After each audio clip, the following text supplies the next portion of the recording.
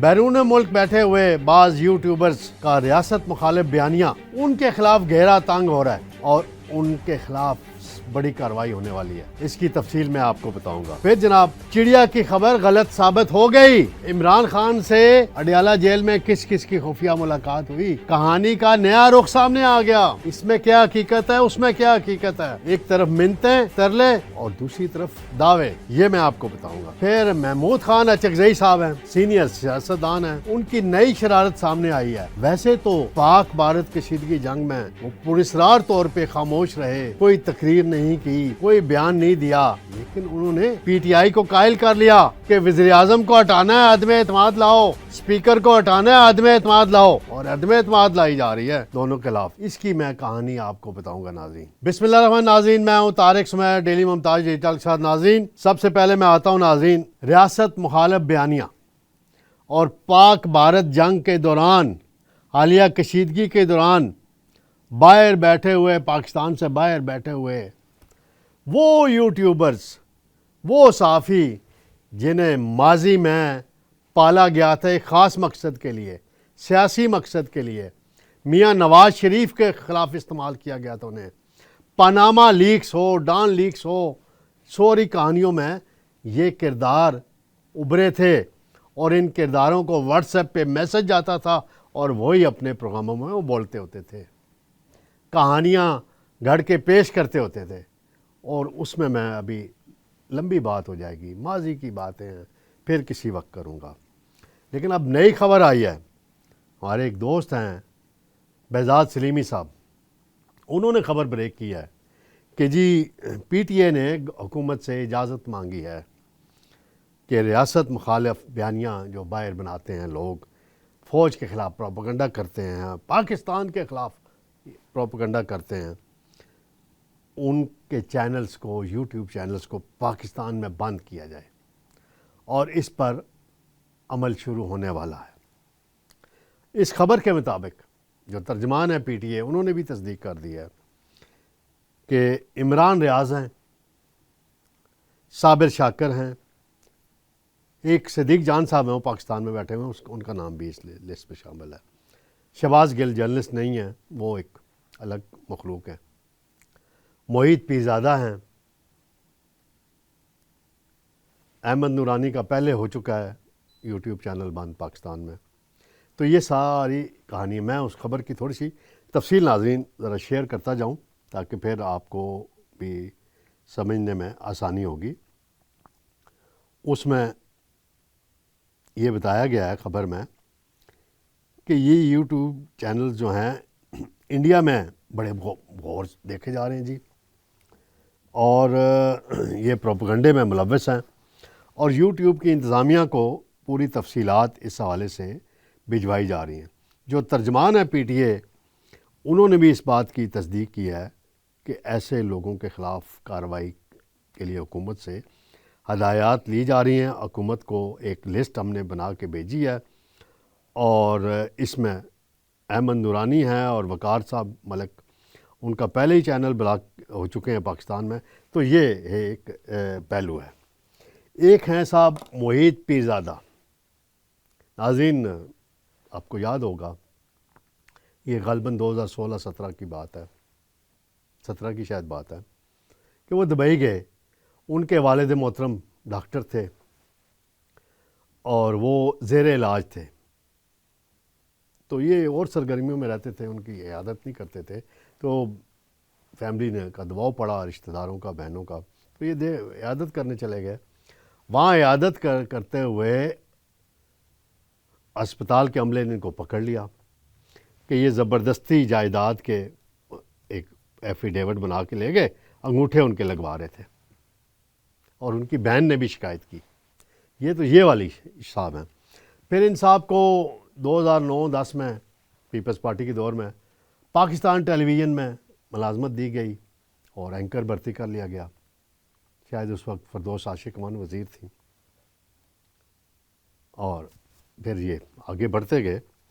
حالیہ دنوں میں انہوں نے بڑے پروپیگنڈے کیے کہ پاکستانی فوج کو سپورٹ حاصل نہیں ہے عوام کی, اور انڈیا کو فوراً یہ کر دینا چاہیے, وہ کر دینا چاہیے.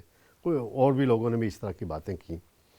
تو اس پر انہوں نے انڈیا کے کئی شخصیات کو یہ بھیجے اپنے ٹویٹ اور کہا کہ ری ٹویٹ کیوں نہیں کر رہے ہو, ری ٹویٹ کیوں نہیں کر رہے ہو. یہ یہاں تک یہ ریکویسٹ کرتے ہیں انڈیا میں. پھر انڈیا کے ایک دفاعی تجزیہ نگار ہیں پروین صاحب, انہوں نے ان کے ٹویٹ پہ لکھا, وہ آپ کو سکرین میں ناظرین ہم آپ کو دکھائیں گے. اس میں انہوں نے دعویٰ کیا محیط پیرزادہ نے کہ پاکستانی فوج کو عوام کی حمایت حاصل نہیں ہے, یہ ہے وہ ہے, لمبی کہانی.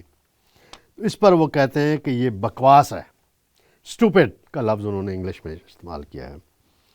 یہ بات بکواس ہے کہ پاکستانی عوام کی فوج کو حمایت حاصل نہیں ہے, اور جب بھارت نے حملہ کیا تو پوری پاکستانی قوم فوج کے شانہ بشانہ کھڑی تھی.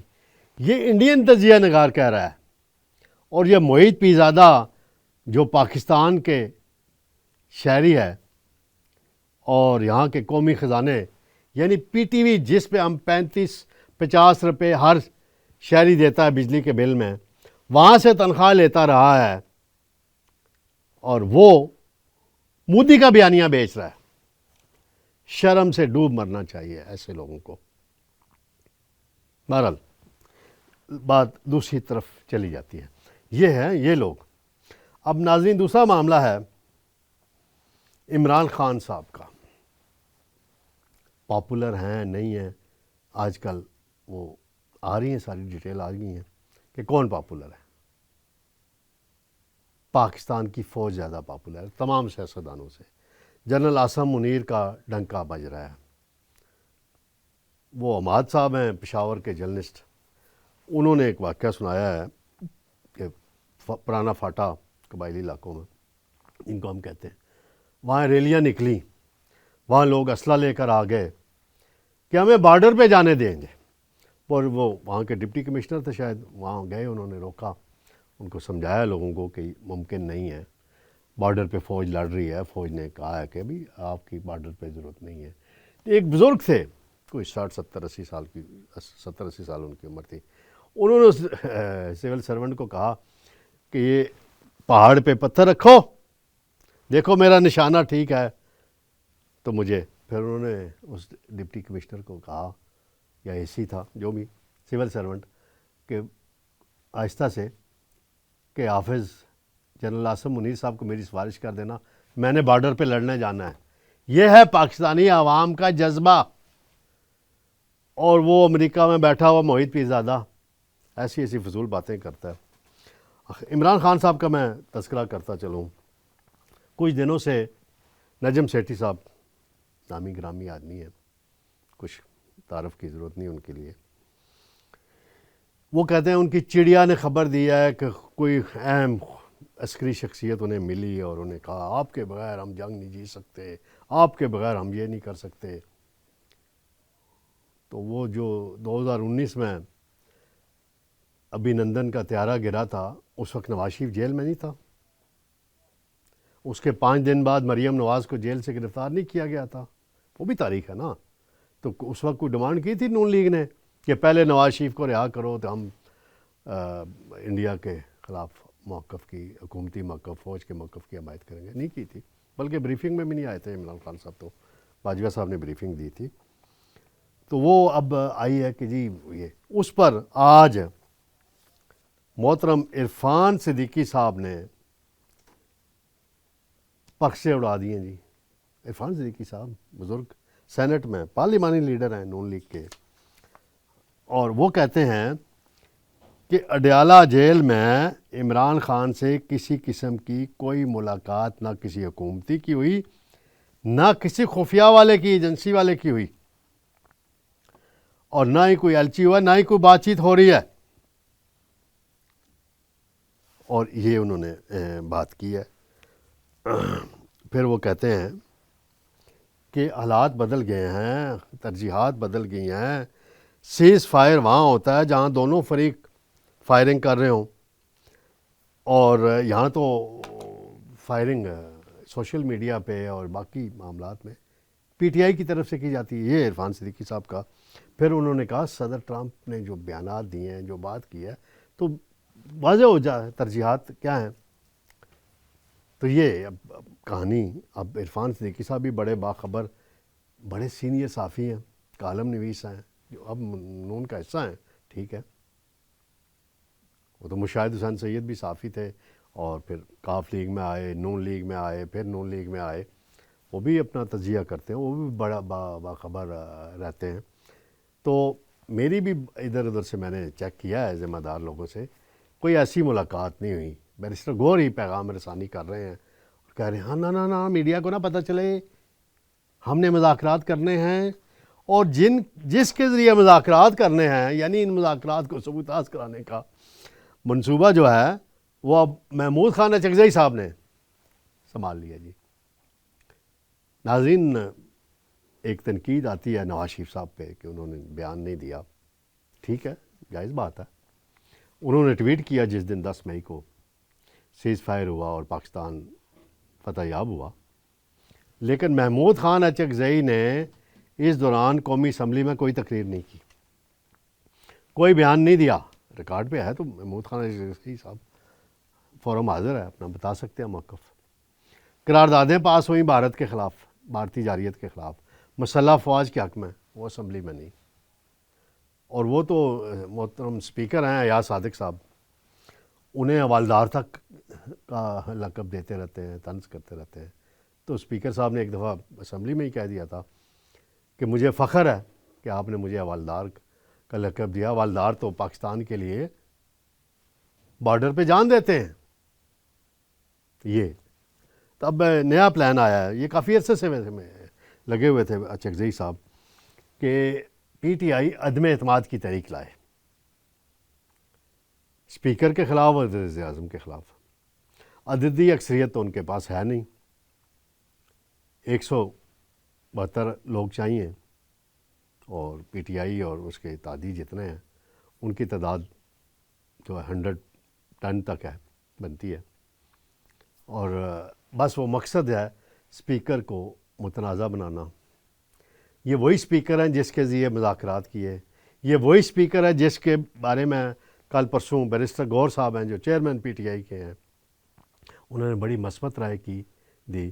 یہ وہی اسپیکر ہے جن کے پاس پھر فیور لینے جاتے ہیں، یہ وہی اسپیکر ہیں اگر پنجاب میں ان کا کوئی شخص گرفتار ہوتا ہے، ایم این اے، ایک رحیم یار خان سے ایم این اے تھے، مجھے ان کا نام ابھی ذہن میں ہے، میں نے ان سے ملا بھی تھا، نکل گیا، وہ گرفتار ہوئے تھے تو اسپیکر صاحب نے پروٹیکشن آرڈر پہ ان کو بلایا تھا ہاؤس میں۔ تو اچکزئی صاحب کا ڈیزائن کیا ہے مجھے نہیں پتا، لیکن وہ نہیں چاہ رہے کہ کوئی مذاکرات کا راستہ بنے، عمران خان کے لیے کوئی آسانی ہو، وہ کنفرنٹیشن چاہ رہے ہیں، کشیدگی چاہ رہے ہیں۔ اور اسد قیصر نے آج کہا ہے کہ ہمارے پاس یہ کارڈ موجود ہے، ہم اس کو استعمال کریں گے۔ یعنی وہ شہباز شریف جس کی قیادت میں پاکستان نے انڈیا کو تہس نہس کیا ہے، اس کے نقصان پہنچایا، اور انڈیا پاؤں پڑا ہے ٹرمپ کے، اس کے خلاف عدم اعتماد لائی جا رہی ہے، پھر ایاز صادق صاحب کے خلاف لائی جا رہی ہے۔ دیکھتے ہیں کہ یہ عدم اعتماد جمع بھی کراتے ہیں یا صرف بیان بازی کی حد تک ہے۔